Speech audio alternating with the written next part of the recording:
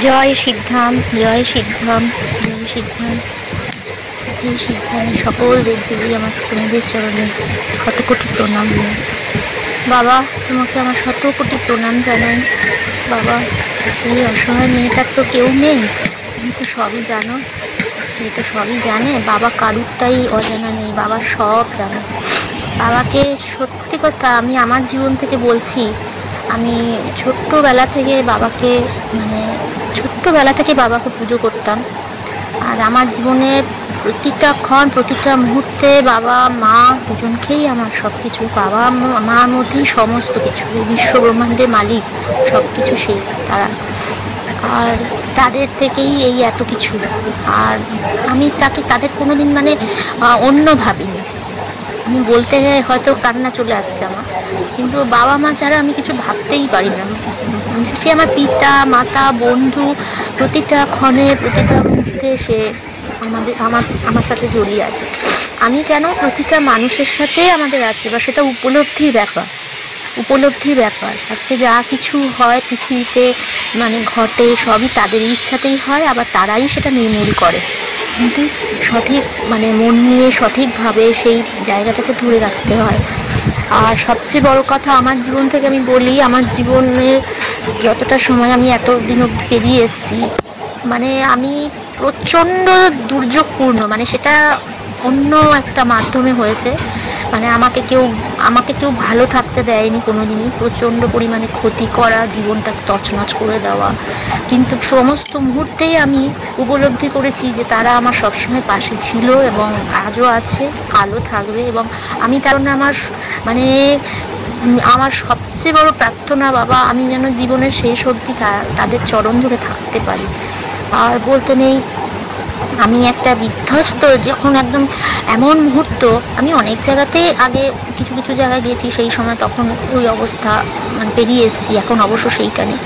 তারপরে আমি আরও একটা বিধ্বস্ত অবস্থায় পড়ি, তখন আমাকে অনেক, যাই হোক সেটা আমার ব্যক্তিগতভাবে কিছু মানুষ আমাকে, আমার নিজের লোকই বলুন, সবাই মিলে আমাকে একেবারে চারিদিক থেকে শেষ করে দেওয়ার জন্য উঠে পড়ে লেগেছিল। এবার সেই সময় আমি তাদের বিশ্বাসও করেছিলাম, এবং বিশ্বাসের ফলস্বরূপ পেয়েছি বিশ্বাসঘাতকতা এমন জায়গায় চলে গেছিল যে আমাকে একেবারে শেষের দিকে নিয়ে যাচ্ছিল। সেই সময় আমি হঠাৎ একটু পাই, এবং এই ভিডিওটার মাধ্যম দিয়ে ইউটিউব সার্চ করতেই পাই, সেটা হচ্ছে এই সিদ্ধাম। এবার সিদ্ধামের কথা আমি কিছুদিন দেখছি, তারপরে ভাবছি কি করব, উথাল পাথাল, ভেতরে ঝড় চলছে। হ্যাঁ, এদিকে আমি সাহসও পাচ্ছি না, একা একা, আমার বাবা মা কেউই নেই, সবাইকেই শেষ করে দেওয়া হয়েছে, আমার জীবনটা একেবারে একা। এবার আমি ভাবছি কিভাবে কি করব। তারপরে হঠাৎ ওই ভিডিওর মাধ্যমে একটা নাম্বার থেকে আমি একজনকে ফোন করি, এবং সে আবার আরেকজনের কথা বলে। তখন তখন আমাকে বলে দেয় যে এইভাবে অ্যাপয়েন্টমেন্ট হবে, অ্যাপয়েন্টমেন্টটা করুন। তখন বলতে নেই, তখন আমি সত্যি অ্যাপয়েন্টমেন্ট করেছিলাম, এবং সেই সময় এত দূর না, আমি তখন হয় 2022 সালের কথা বলছি, তখন আমি পাই। এবার সেই থেকে যখন আমি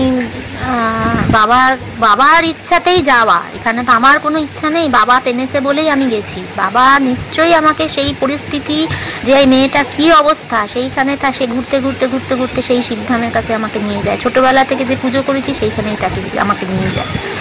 আচ্ছা, বাবার কাছে যাওয়ার পরে ধীরে ধীরে দাদা আমাকে দেখে যা যা বলেছিলেন, সব যেটুকু আমি বলেছিলাম সাথে সাথে আমি নিয়েছিলাম। এবং প্রতিটা মুহূর্তে আমি আঁকড়ে ধরেছি, আঁকড়ে ধরা বলে না, আঁকড়ে ধরেছি বাবাকে মাকে ওখানে। আর মনে মনে ভাবতাম যে ছোটোর থেকে যাকেই করেছি আবার সেখানেই বাবা আমাকে নিয়ে গেছে। এবার তারপর থেকে আমার বাড়িতে যেসব জিনিস হতো, তা হয়তো সেই অবস্থাটা ছিল না, তারপর আমি অনেক পরেই সিদ্ধামের কাছে গেছি। কিন্তু এখানে একা বাস করা, ভাবতে পারবে না, অনেকে ভাববে বাবা এই বাড়িতে এত কিছু হয়েছে কি করে থাকে, কিন্তু না। তারপর আমি বাবার কাছ থেকে যা যা জিনিস সব নিয়েছি। এবার আমি তো নিজেই একাই বাড়িতে থাকি, ভাবুন, একাই বাড়িতে থাকি, আমার কোনো কিছু ফিলই হয় না এখন, এত ভালোভাবে আছি আমি। হ্যাঁ, নিশ্চিন্তভাবে আছি। আর হ্যাঁ, যেগুলো নিয়ম, সেই নিয়ম কিন্তু একদম প্রত্যক্ষভাবে সেটা পালন করতে হবে। সেই প্রত্যক্ষভাবে পালন করলেই আমি আমাকে দিয়েই নিদর্শন ভাবছি যে আমি কি করে থাকতে পারছি তাহলে এই একা একটা বাড়িতে। আমি একভাবে সেই নিয়মগুলো করা, এবং আমি উপলব্ধি করি যখন শরীরে কোনো অসুবিধা হয়, জল তেল তো এখন তখন পড়ানো হতো, প্রথম দিকে পড়ানো হতো। এখন তো এত ভিড়ের, আমি শুনেছি আর কি, ভিড়ের কারণে বাবা দাদার একার পক্ষে মানে এত লোক হয়ে যাচ্ছে।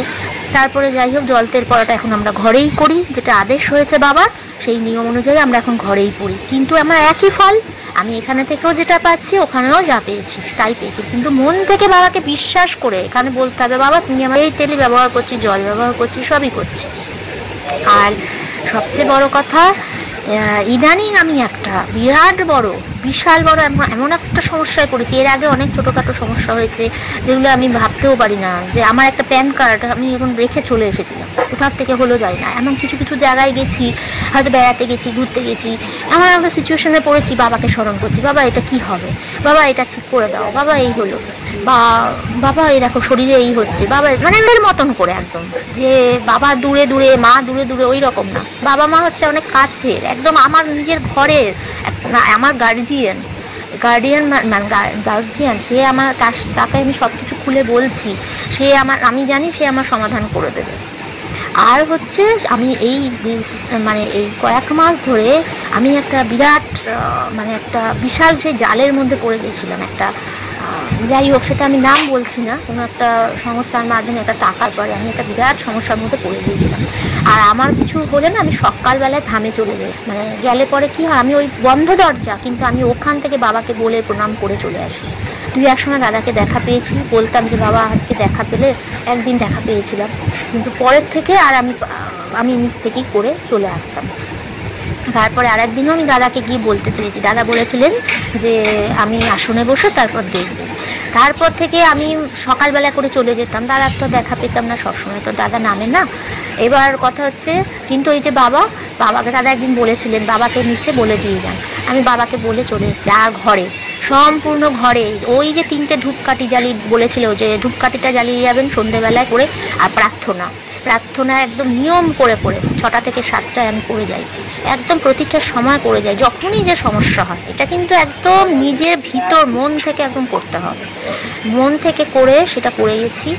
আর দৌড়েছি, হ্যাঁ, ঘরে বসে থাকে চুপ করে থাকলে তো আর হবে না, আমাকে তো চেষ্টা করতে হবে, তবে বাবা আমার দরজাটা খুলবে। আমি যদি ঘরে বসে থাকি তাহলে তো আমাকে হাতে এসে কেউ করে দেবে না, আমাকে যেতে হবে, সেটার জন্য আমাকে দৌড়তে হবে। কিন্তু আমি জানি একটা পেছনে একজন আছে, সে ঠিক রাস্তা খুলে দেবে। আমি সমানে প্রার্থনা করতাম, বাবা এটা যেন এমনই হয় যেন ওরা আমায় নিজেই করে দেয়। তা সত্যি আমি সব জায়গায়, সমস্ত জায়গায় গেছি, সমস্ত অফিসগুলোতে গিয়ে অ্যাপ্লাই করে যাতে ওই টাকাটা উদ্ধার করা যায়, সেটার জন্য সব জায়গায় হয়েছি। কিন্তু আমি বলেছিলাম, বাবা যে সংস্থার থেকে এটা করা হয়েছে ওরা নিজেরাই যেন, একদিন হঠাৎ করে আমি নিজেই ওদের ফোন করতাম, নিজেই বলতাম, একটা করে যেন খুলছে ধীরে ধীরে, ওরা একটা করে আমাকে সাহায্য করছে। তখনই আমি ভাবতাম এটা সাহায্যটা এমনি হচ্ছে না, বাবার মাধ্যমেই হচ্ছে। তারপরে আমি মনে এখানে বসে সন্ধ্যেবেলায় করে বলতাম, বাবা তুমি দেখো এটা যেন ওরা নিজেরা করে দেয়। তারপরে সত্যি একদিন মেসেজ এসলো, আমার ইমেল আসলো যে আমার টাকাটা রিফান্ড হবে, এই হবে। আমি ভাবতে পারছিলাম না যে এটা তো হলো। তা যাই হোক, আমি অটোমেটিক্যালি ওইখানেও করেছিলাম যেখানে আমার অভিযোগ জানানোর কথা ছিল, আমি কমপ্লেন করেছিলাম। তা যেহেতু করেছিলাম, তারা তো আমাকে নিয়মমাফিক ডাকবেই, তারা ডেকেওছে, সবই করেছেন। তারাও বলেছে যাক আমাদের সেরমভাবে কিছু করতে হলো না, ওরা তো মেনেই নিয়েছে। কিন্তু আমি মনে জানি কোথা থেকে কি হলো, যে ওরা এমনি তো মেনে নেয়নি, যারা কিনা ডিনাই করে দিয়েছে, দেবো না, পাবেন না, এটা হতেই পারে না, এটা হবে না, সেটা কি করে হয়। আমি তো জানি আমি কোথা থেকে কি পেলাম, সেটা একমাত্র আমার বাবা ছাড়া কিছুই হয় না। বাবাকে আমি কি বলবো, বাবা তো জানে সেটা। আর আমি স্বপ্নের মাধ্যমে সেগুলো আমি বলছি না, আমি কিছু জিনিস দেখতেও পাই। হ্যাঁ, আমি অনেক কিছু বুঝেছি, দেখেছি, সেই সময় আমাকে দেখিয়েছে, এবং আগেও আমি দেখেছি অনেক কিছু, এবং ভবিষ্যতে কি হবে সেটাও অনেক কিছু আমার দেখিয়েছে আমাকে। জানি না, সেটা সব বাবা জানে, বাবা তো সবই জানে। এবার জীবনের আর একটা দিক, এবং যেটা আমি একদম আমার টাকা রিফান্ড হয়ে গেছে, আর সামান্য একটা ছোট্ট কাজ আছে যেটার জন্য আমি এখন যাব, এবং আমার টাকা পেয়েও গেছি, আমার অ্যাকাউন্টে চলেও এসেছে।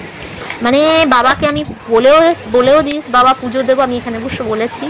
এইটা আমি না শেয়ার করলে পারতাম না, যে এত বড়, এই সব থেকে বড় কথা যে বাবার চরণে বিশ্বাস এবং ভক্তি, এই যে মানে ঝড়ঝাপটা যতই আসুক আরও যেন আঁকড়ে ধরেছি যা কিছু। বাবার একটা পরীক্ষা আছে, কিন্তু এটা আমি বুঝি, হয়তো দেখে মনটা, যে দেখি তো ও কি হয়, হয়তো এরকম হতে পারে, জানি না, এরকম হয়তো পরীক্ষা। কিন্তু আমি যেন মনে হয় বাবা তুমি ছাড়া তো আমার কেউ নেই, সত্যি কথা তো তাই। মানে সবাইই এটা ভাবা উচিত, মানে এইটা যদি ভাবেন না, আঁকড়ে ধরেন না, যে বাবা তুমি ছাড়া কেউ নেই, সব ছেড়ে দিলাম, তোমার চরণে সব ছেড়ে দিয়েছি, তুমি এটা করো। এবং ধৈর্য ধরে আমি কিন্তু মার্চ মাস থেকে এইভাবে সমানে দৌড়চ্ছি, আর বাবাকে একভাবে বলে গেছি যে বাবা এই কঠিন পরিস্থিতিটা, এত বড় যারা ক্ষতিকারক লোক এত বড় ক্ষতি করে চলে যাবে, এবং প্রচুর মানুষের ক্ষতি হচ্ছে, এখান থেকে তুমি উদ্ধার করো, আর কিছু না। আমার সত্যি আজকে আমি সেখান থেকে বেরিয়ে এসেছি। বাবাকে আমি এখনও সামনে যেতে পারছি না, অ্যাপয়েন্টমেন্ট পেলে আমি যাব, পুজো দিয়ে আসবো, আমার বলা আছে। এবং আমি শত কোটি প্রণাম বাবাকে জানাই, এটা আমার মানে কি বলবো, প্রার্থনা। আর আমার জীবনের একটা বিরাট জায়গা, যে অপূর্ণতাটা আছে সেটাও বাবা জানে, সেই অপূর্ণতাটা বাবা বলেছে হবে, এবং সেটার জন্য আমি অপেক্ষা করে আছি। বাবা যেন আমার আশা পূর্ণ করে। এই অসহায় আমি বলবো না, আমার বাবা আছে, মা আছে, স্বয়ং ভোলানাথ, মা পার্বতী। হ্যাঁ, আমি 16 সোমবার 80টা সোমবার একভাবে পড়ে গেছি। পরে আমি জানলাম বাবার ওই দাদার ওই ভিডিও থেকে যে 9টা সপ্তাহ করলে হয়। তা আমি একভাবে 80টা সোমবার, আমার চেয়েছে, আমি আরও যদি চাই তো, আমরা যদি বলে বাবা আমি করব, আমি 80টা সোমবার কমপ্লিট করেছি। মানে এটা আমার একটা বিরাট ইয়ে। এবং আমি সবাইকে বলবো যে বাবার দিকে চরণে মন রাখুন, বাবাকে ধরুন, যত যাই হোক এদিক ওদিক অনেক সময় বাবা এটা করে, হয়তো জানি না, পরীক্ষা হয়তো, কিন্তু আরও আঁকড়ে বেশি করে ধরতে হবে, যে বাবা না আমাকে করে দিতেই হবে, আমি কী করবো, আমার তো কেউ নেই, এইভাবে বলতে হবে বাবা, এইভাবে বলতে হবে, আর কাঁদতে হবে।